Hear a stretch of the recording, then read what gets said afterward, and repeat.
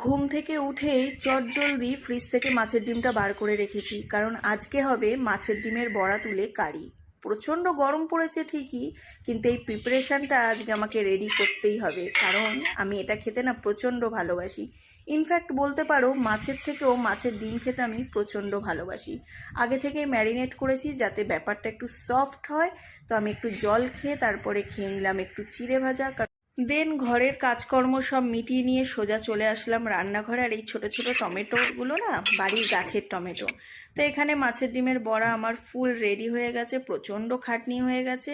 যাক সব ছাড়ো, আগে তো ভালো করে টেস্ট করে নিই। আর বিশ্বাস করো একটার জায়গায় চারটে খেয়ে নিয়েছিলাম। আর এটা হচ্ছে ফাইনাল লুক। একটু ঝোল ঝোল রেখেছি, পরে পুরো না খানিক বাদে ঢাকনা তুলে দেখি পুরো স্পাইসি হয়ে গেছিলো। আর বাবা মা এসেছিলো যেদিন, সেদিন এই কলাগুলো নিয়ে এসেছিলো, পুরো কাঁচা ছিল কিন্তু দুদিনে দেখছি পুরো পেকে হলুদ হয়ে গেছে।